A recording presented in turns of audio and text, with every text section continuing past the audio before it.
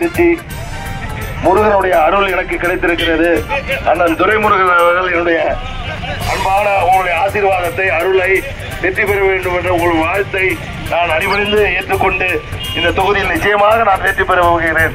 வெற்றி பெற்றதற்கு பிறகு அண்ணனை வந்து நேரில் சந்தித்து என்னுடைய நன்றியை தெரிவித்துக் கொள்கிறேன். நன்றி, வணக்கம்.